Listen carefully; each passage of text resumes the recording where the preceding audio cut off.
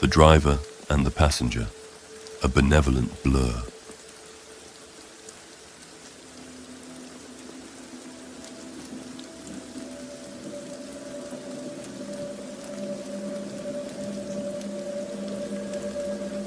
They were naught but silhouettes to one another in the sombrous torrent of the rainstorm, vestiges revealed and lost again in that heaving gloom.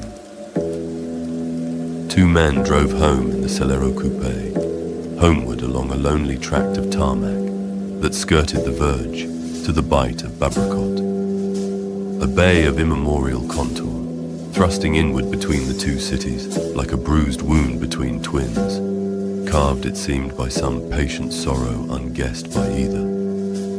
One city rose bleak upon the northern scarp, the other lingered upon the dimmer southern shore. Between them lay that ominous sweep of soundless, forbidden sea, upon whose nacreous surface no ship had ever been seen to glide. One city consumed the two men's hours and claimed their labor. The other consumed their nights and merely tolerated their sleep. Outside, the night rain lashed the windshield, yet the droplets did not slide down but up, pulled backward by the velocity of the moving vehicle. They crawled in jerking, uncertain paths, like pale tadpoles, wriggling against some invisible current, striving roofward before vanishing over the edge. One man steered, pearls of cold sweat stippling his forehead. A slow heaviness seeped into his limbs. Subtle at first, the kind of encroaching fatigue one might blame on long hours and longer roads. Beside him, the passenger worked the windscreen lever in steady strokes, clearing the glass just enough for his colleague to see the road ahead. Yet when the passenger leaned in, his window stayed perfectly clear, untouched by breath, unmisted by warmth. The driver perceived nothing. The lethargy had already begun to settle through him, thick and soporific. The peculiar weariness of a man whose wakefulness is being dimmed by a hand he does not feel, a will he does not suspect. Amidst those small, ceaseless attendances, a humid voice trespassed upon the air. Was it not a strange and disquieting thing, the passenger murmured, to pass again through the place you once called home? No, said the driver, the word taut, as though the question had pressed against something the passenger was not meant to know. It did not appear so at first, for the two men carried an easy sameness in their manner, the measured quiet of those who have shared many roads, but few thoughts. One might even have mistaken their laconic silence for camaraderie. But it was not friendship. It was only habit, the sort born of long repetition, not the sort expected of men who shared the same coupe each eve of the week. Their arrangement endured for simpler reasons. It allowed them to divide the cost of the Celero's fuel and the thick nutrient gruel required to keep its enzymatic engine going. For it ate and it drank, just as they did. And had Ferenc, the driver, not inherited this metabolic machine from his late father, the great Ferenc Íozefka II, the shape of things between the men would have been very different indeed. Outside again, the last entourage of lampposts, each one twined with drooping, dying wisteria, fell away behind them, and the tarmac gave itself over to a broader, darker road where no lampposts kept watch. But you felt nothing, the passenger pressed.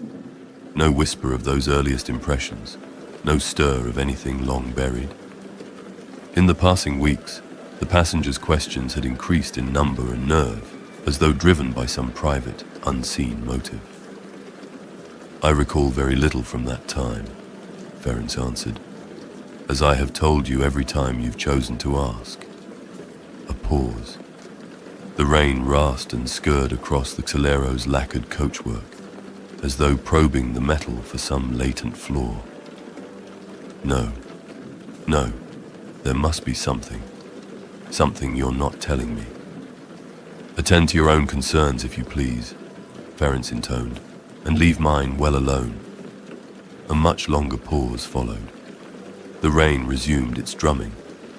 an unvaried hollow cadence, like a monotone melody deprived of any hope of crescendo. Though Ferenc never spoke of the man who raised him, not even to himself, it seemed, there was always a peculiar composure in him whenever he settled into the frame of this Celero Coupé, his father's most distinguished ride. Something in the way he fitted himself into the seatwork, in the way his hands found their place upon the wheel, suggested an old inheritance he would rather not acknowledge. It was not quite pride, nor was it grief. In truth, there were moments, rare, flickering, gone as soon as they came, when Ferenc Íozefka III looked less like a man haunted than a man unburdened, even relieved of some unseen obligation. But not tonight. Something in the dark had shifted. Earlier, their route had carried them through the quarter of Ferenc's childhood, past the Íozefkan estate, a hulking silhouette that seemed less abandoned than deliberately vacated. Its windows stared blankly into the rain, unblinking, as though waiting for someone who would not return. No lamp glowed, no caretaker stirred. It had remained untouched since the day its final inhabitant vanished from it. Ferenc did not look at it as they passed. He kept his eyes on the road, his face tightening, so subtly one might have missed it, but the passenger did not, as though acknowledging the house might grant it power over him again. His father had left the world without testament, without farewell, only a single line scrawled in his final hour, naming that his first car should pass to his first and only son. A bequest as stark and narrow as the man himself. "I still don't understand," the passenger ventured. "Why do you never speak of him? Of any of it? Of being his son?" "Why should I? He was a great man. Surely you of all people ought to know that," the passenger persisted. "Pff, spare me your sermon." Ferenc loosed the sound with a curt, contemptuous breath, dismissing the remark with a languid flick of the hand, as one might brush aside some paltry gnat of the dusk. "Do not belittle me, I speak in earnest," the passenger sneered back. "Look at what he wrought upon the two cities, the roads, the somatorials, the schools, and you of all his blood dare to feel nothing." "Still just a man to me," Ferenc answered. "No," the passenger said. "He was in fact like my own father. Although I hated him and thought him harsher than good, he made me into the man I could never become alone.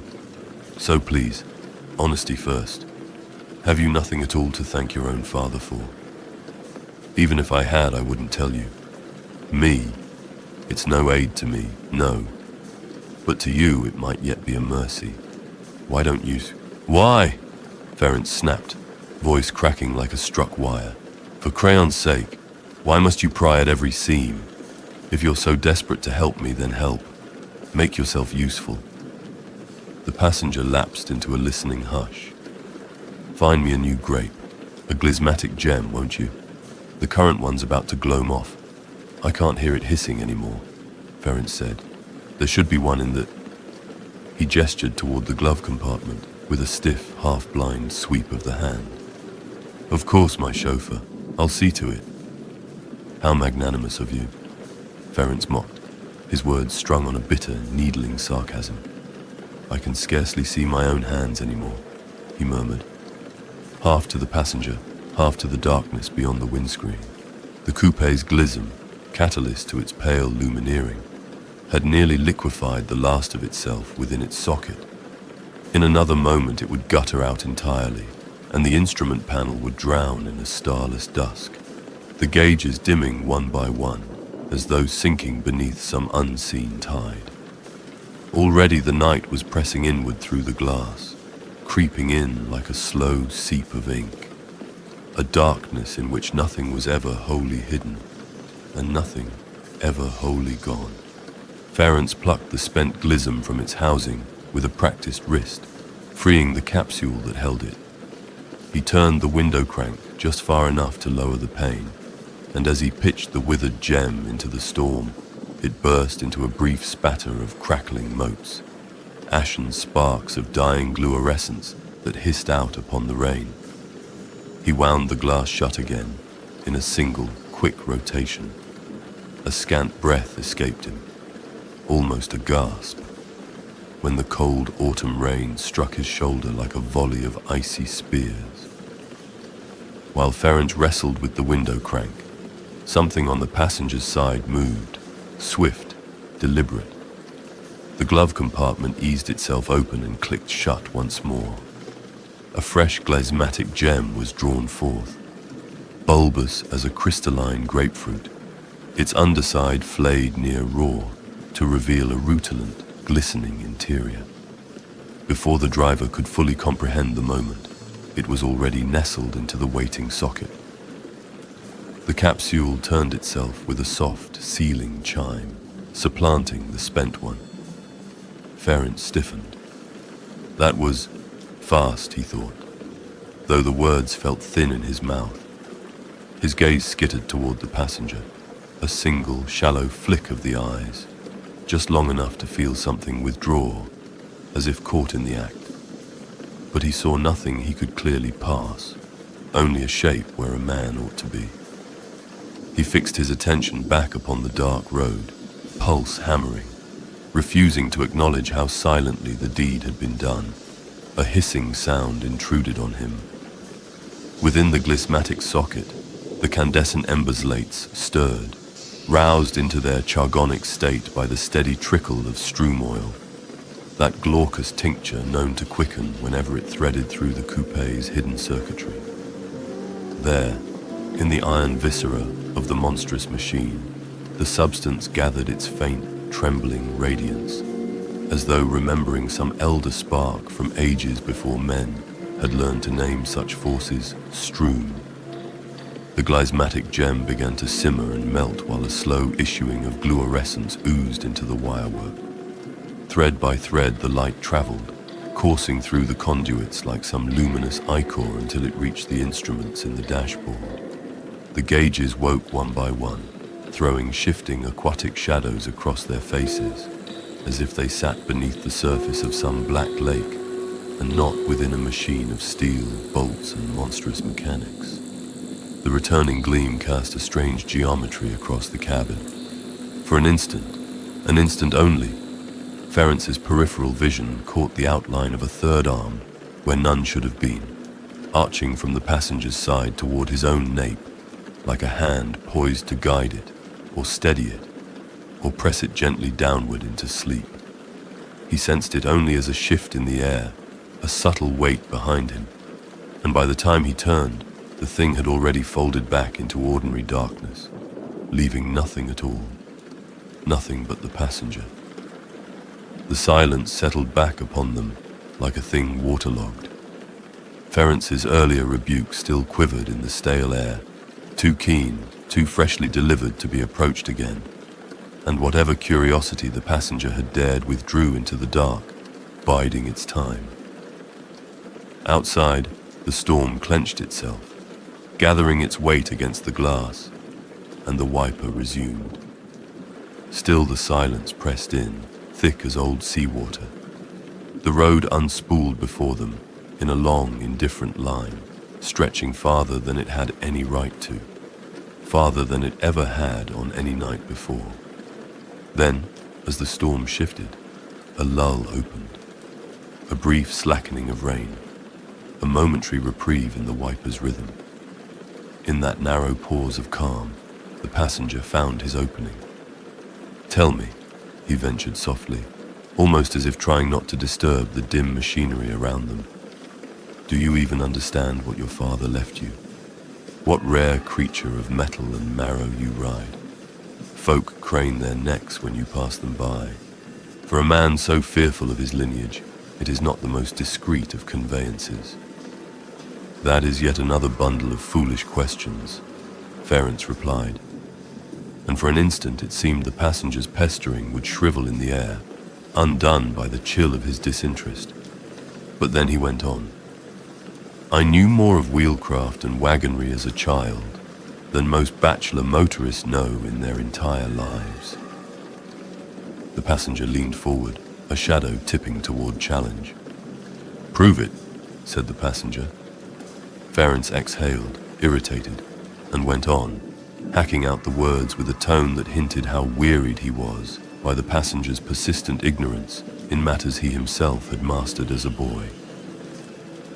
Listen, I knew the sigils of every vehicular brand, the genealogy of every engine, the whole anatomy of a somatorial craft, far more than I ever knew of the bay's creatures, or of how a family is meant to behave. And how could it have been otherwise? My father was the foremost automotive architect of his century. Car right, wagon right, motor artisan, call him what you will.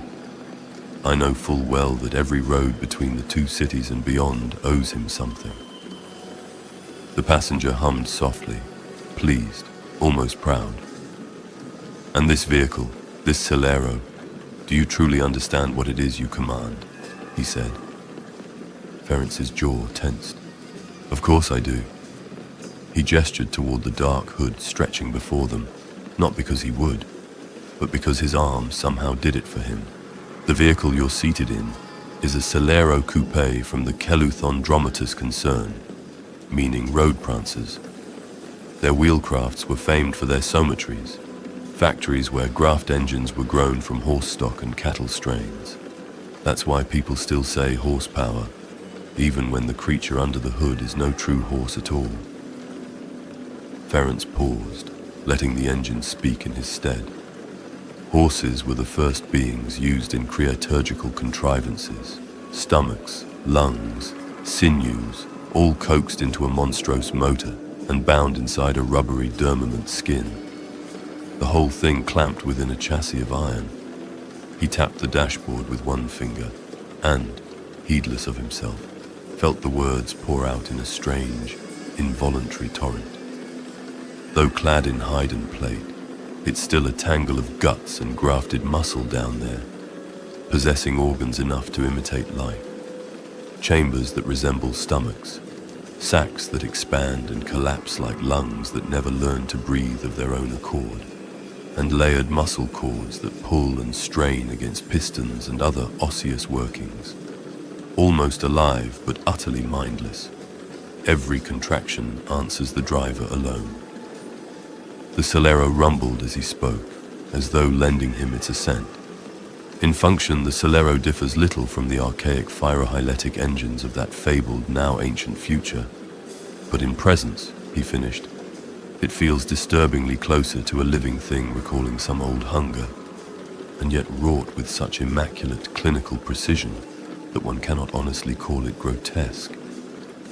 There is an order to it, a cold symmetry, the kind physicians admire and theologians fear. A low animal growl rolled beneath the floorboards, half drowned beneath the rain, half swelling from some cavernous chamber within. It was not the sound of machinery. Something wetter lurked in it, something heavier. 12 horses went into its making, Ferenc added. 12. The passenger shifted slightly. A small sound, like a suppressed note of pleasure, escaped him. And this particular Celero, Ferenc continued, bears distinctions no other road prancer carries.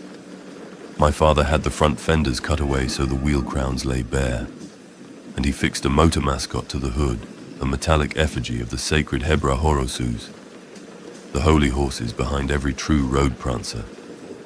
He paused, then added without looking over. The mascot is personally signed by the director of the whole Keluth-Andromatus manufactory. For a moment the cabin stirred, not with wind nor engine, but with something like exhilaration. The passenger released a breath that trembled on the edge of laughter. You are truly an Íozefkan, Ferenc, he murmured. Truly your father's son. The words carried a peculiar warmth, too intimate for mere politeness, too knowing. Then quietly, quickly, before Ferenc could think thoughts of his own. Tell me, Ferenc, do you ever think he would be proud of you?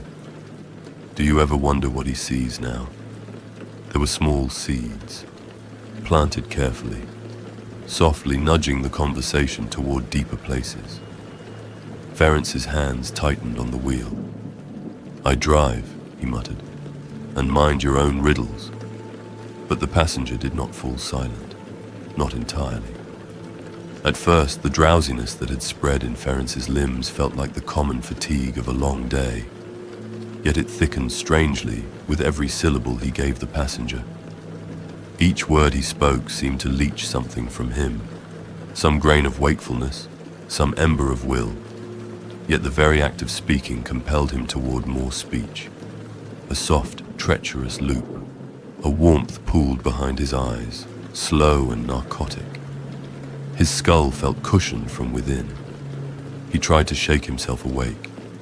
He groped toward the window crank, meaning to lower the pain and breathe the rain-cooled air, but the glass would not budge.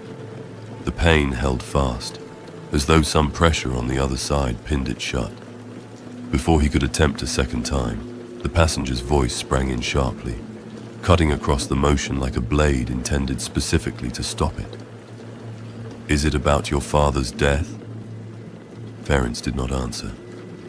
So the voice pried deeper, softer, almost coaxing.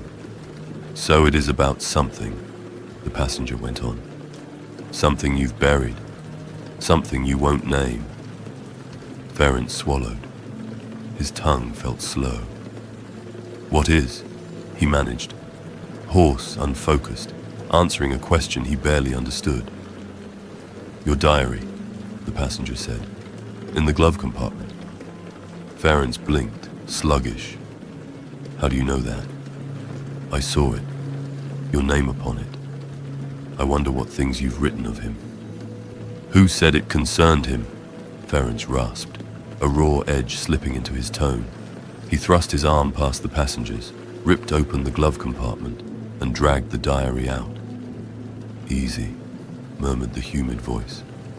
"I have not read it, but surely even you must admit it is unnatural, almost ominous, to remember nothing of your childhood."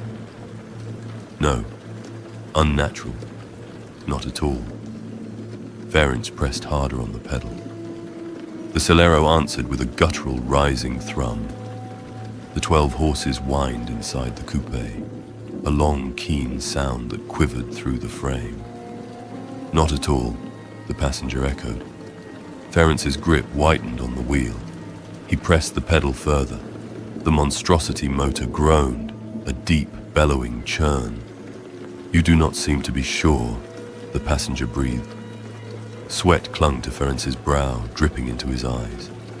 He gathered what strength he could and glared at the silhouette beside him, the whole shape wrong in ways his tired mind refused to articulate. "No, now you listen up, dimwit," he burst out. "If you don't stop with all these damned questions, our arrangement ends here. In fact, it does, from tonight. And then you can find yourself another chauffeur to drive you between the..." Ferenc stalled. The cold white glare of unexpected headlights swept across the side of his face, bleaching his features into a mask of startled bone.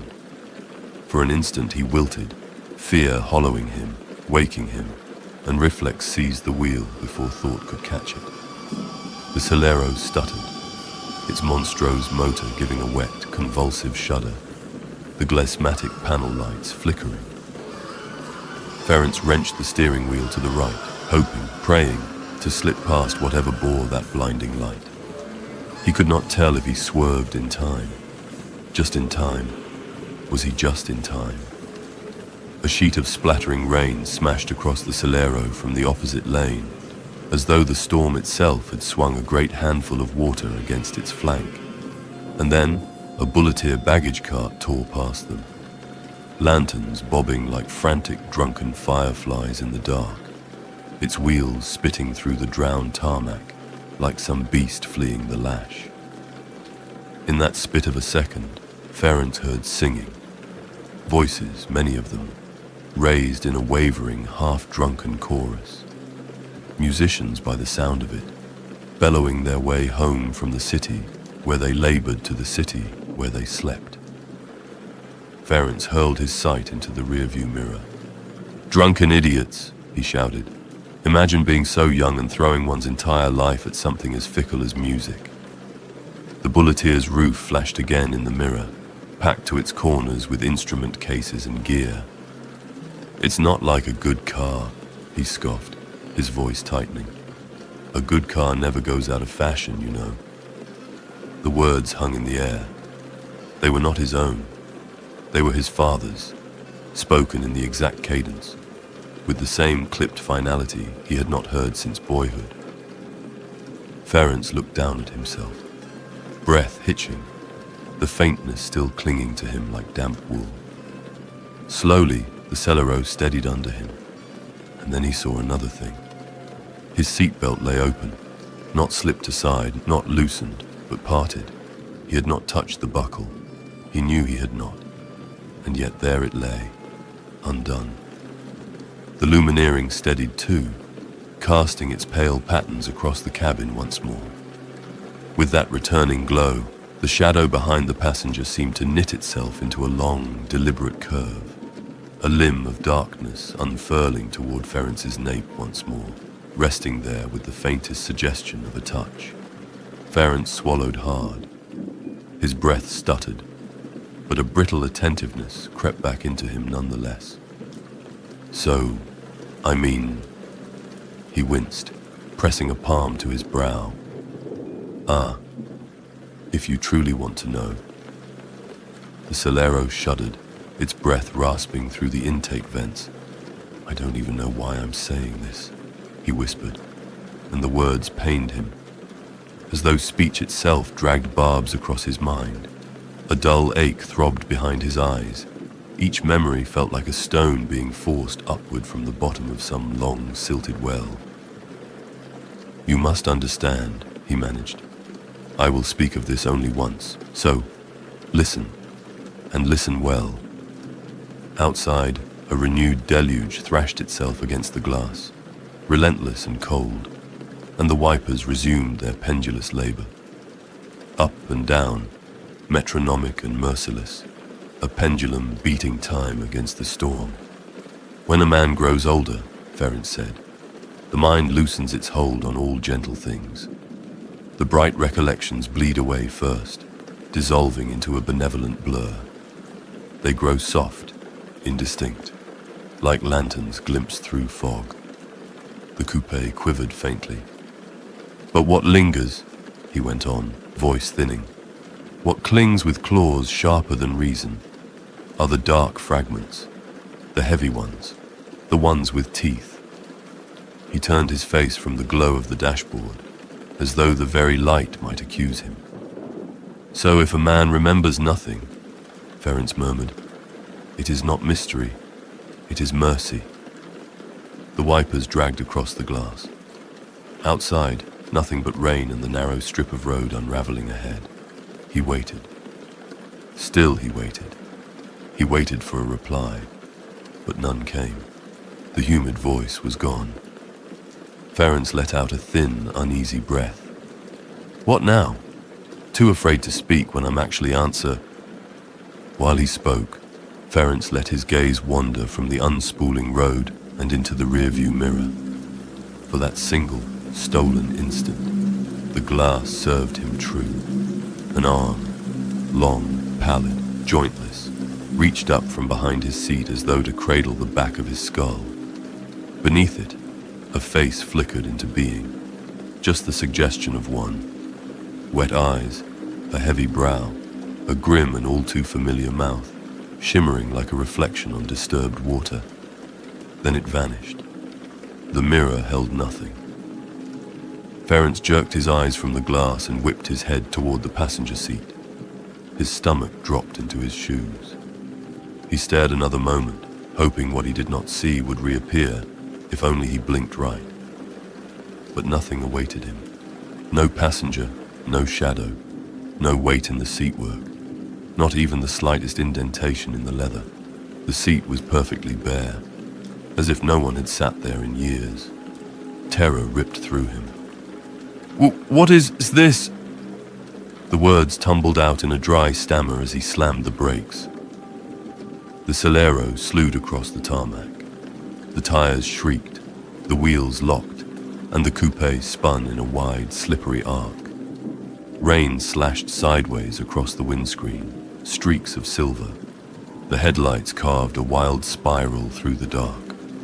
For a moment the world was nothing but turning. Black, wet, and then the Celero lurched to a halt sideways on the road. The engine answered with a wavering, wounded whine, faltered through a few dry clicks, and guttered out entirely. Silence welled up, thick, absolute, broken only by the drumming rain. This makes no sense, Ferenc choked. His hands, pale, galled, shaking, flew up to his temples. He struck himself once, twice, then turned his fists against the steering wheel in a frenzy of blind panic. A noise escaped him, half a sob, half a strangled, blasphemous roar. The coupe swallowed it. He wiped sweat from his forehead, from his eyes, from a face he no longer quite recognized. Something laughed, a humid laughter, blooming from nowhere and everywhere inside the coupe, as though the Celero itself were exhaling mirth. Ferenc recoiled. He fumbled for the door handle and stumbled out into the rain. Cold needles hammered his clothes, his skin, his sleeping thoughts, waking him with a shock of ruthless clarity. He staggered a few paces into the storm, lifted his face toward the black sky, and bellowed at the top of his lungs, "Who are you?" His voice vanished in the downpour. "What do you want from me?" Distant thunder answered, nothing else. But the faintness, that creeping torpor which had smothered him for weeks, uncoiled at last. The rain woke him, sharpened him, filled him with a desperate, shivering clarity he had not felt since before the funeral. Ferenc stood there for a long, vacant moment. The Celero loomed behind him, engine dormant, its dim body steaming faintly where heat met cold water. Who was the passenger he had been driving home all those nights? He never appeared in the mornings, only at dusk, always waiting beneath the same broken street lamp whose cracked bulb glowed in a single, accusing direction. Always greeting Ferenc the same way, always stepping into the Celero with the same faint weight, a weight that never left an imprint. And Ferenc felt his breath not. Ferenc, who had been too tired to think, too fogged to question, too numb to remember for 3 whole months of these nocturnal journeys, realized that exhaustion was not his own. He had not been permitted a second thought, not for weeks, not for months. Every night the stupor seeped into him as soon as the passenger opened that door. Every morning he woke half drowned in fatigue. Only toward evening did clarity return, just in time to pick the passenger up again. A loop, a trap, a drugging presence sitting beside him, draining him thought by thought, breath by breath. He had never learned the man's name, never once heard it offered, not once, and yet, in the mirror he had seen a face blurred by darkness, drowned in shadow, yet shaped in a way he knew too well. His father's face, or something wearing its memory. A tremor rippled through Ferenc, violent and cold. He understood now, at last. And with that understanding came a single resolve, bleak and absolute. The rain ran down his cheeks like melting fear. Only then, with the thunder echoing over the drowned hills, and the Celero waiting behind him like an opened grave, did Ferenc turn back toward the car with the grim, unwavering purpose of a man who has finally understood what he has been driving with, and what he will now put an end to. Without a word, he staggered to the rear of the vehicle and hauled open the baggage compartment. Tools clattered in their metal cradle. He seized the first heavy implement his hand found, something between a wrench and a pry bar. He rounded the coupe, rain slashing at his face, breath shaking. There, in the faint light leaking from the dashboard, sat the empty passenger seat. For a moment he stood there, staring at the place where that voice, had sat for months, where the coins had always been left, where no weight had ever truly shifted the cushion, where no breath had fogged the window pane. His eyes were wild, his breath came in ragged bursts. He did not hesitate. Ferenc wrenched the door open, hard enough that the hinges shrieked. "You," he hissed at the empty seat, "are leaving this car." He jammed the pry iron beneath the seat's bolts. Metal screamed, the floor frame bucked. One bolt snapped, then another. Ferenc bared his teeth, bracing a shoulder against the doorframe for leverage. One last heave, and the seat tore free. Ferenc grappled the seat in both arms, clumsy, shaking, panting, dragging it across the road like a carcass. The bite of Babricot yawned below, black as a swallowed star. He upended it over the verge. The seat tumbled end over end, struck the rocks with a dull, meaty thud, and vanished into the ink-colored deep. The bay swallowed it without even a splash, and in the sudden silence that followed, the rain alone dared to applaud him.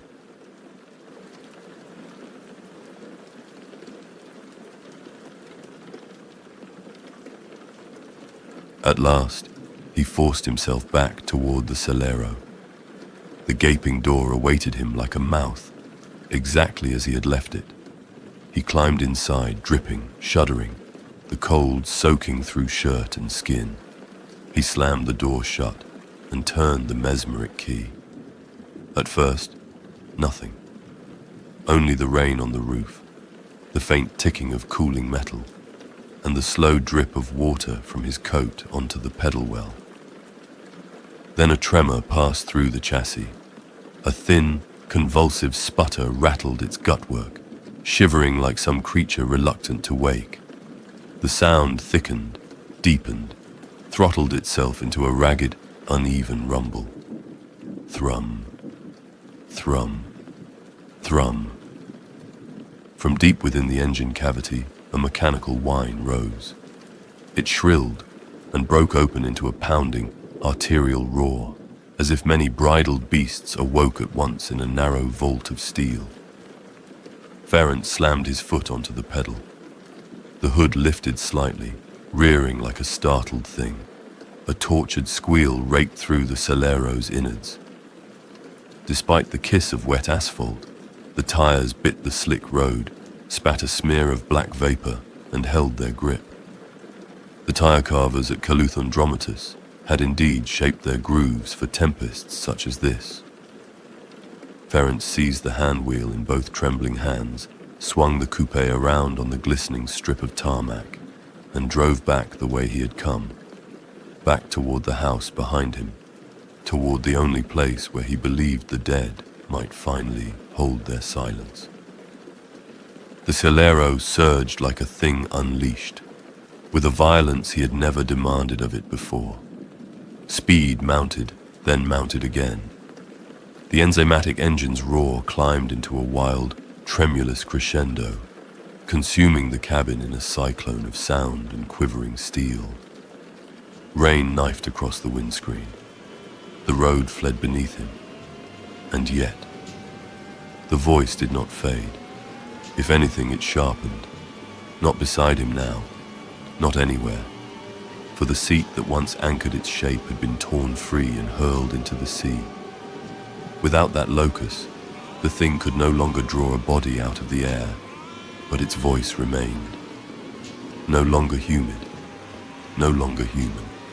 It slithered through the hollow cavities of the coupe, through vents, seams, the churning metal ribs, as if the Celero itself had become a throat through which some old intelligence spoke. You removed the seat. Yet where would you have me go? Ferenc gripped the wheel until his knuckles blanched, refusing to look anywhere but ahead. With every mile it grew sharper, more insistent, more inquisitive. The voice rose again, flensed now of all warmth, stretched thin and high like wire pulled across bone. What holds your weight now, Ferenc? If I am unseated, what then sits behind your eyes? Ferenc bore down on the pedal until it could sink no further, until his legs shook. The hood rose again under the strain, and the 12 horses in their metal coffins screamed into the storm, drowning everything else, even the voice. And still Ferenc drove on, leaning into the steering wheel with his chest. Later that same night of nights, the citizens who dwelt near the Íozefkan heights woke to an unearthly gleam, colors of doom thrown across their shuttered windows, crawling up the trunks of the sycamores, painting the cobbles in hues no dawn had ever owned. At first they thought it some strange aurora fallen from the heavens, a baleful light straying where no skyfire had business being. But when their eyes widened fully, when they saw the tremoring gold and blood-red dancing upon the eaves, it was already far too late to alter the course of what had begun. For flames, towering as the wrath it takes to break a child, and fiercer than the betrayal that wounds deeper than blows, had seized upon the Íozefkan manor. And on a low rise overlooking the estate, the very hill he had fled to in his boyhood, whenever his father's darker tempers roused, Ferenc Íozefka III stood alone, watching the ruin of everything that had shaped him. He watched the mansion burn. He felt the fire scour through him, rinsing something deep in his soul that had never known cleansing. He heard the celero of Andrometus, left behind in the garage, give a long whine as the flames reached its stall. And somewhere between the wheelcraft's monstrous lament and the ravenous roar of the blaze, he heard another cry, one he knew too well, his father's voice. Still screaming from the vehicle he had never vacated in life or in death, Ferenc did not look away. He stood there as the roof gave way, as the old beams twisted into black serpents, as sparks spiraled into the night like souls freed too swiftly. He let the heat dry his soaked clothes, let the fire's breath press against him until the cold of the storm fled his bones.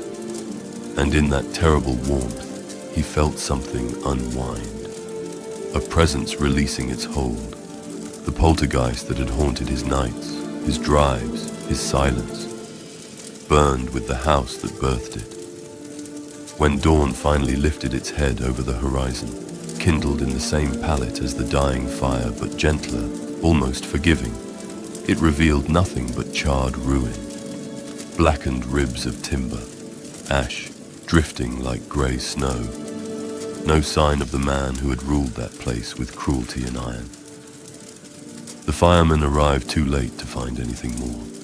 No one saw Ferenc depart in that grey hour before the city fully roused. That morning, on the road threading through the outskirts, Ferenc encountered the bulleteer baggage cart. The same musicians who had sung drunkenly through the storm now readied themselves for return to the northern city. He asked for passage. They let him climb aboard. As the Gildress Surament rose to welcome the day, the bulleteer rolled across the tarmac between the two cities. To the sound of songs and cheering, Ferenc's voice was clearly counted among them. Later that afternoon, Ferenc returned briefly to his modest dwelling. He gathered only the essentials. He visited Banca Ricesco and withdrew his earned wages in full.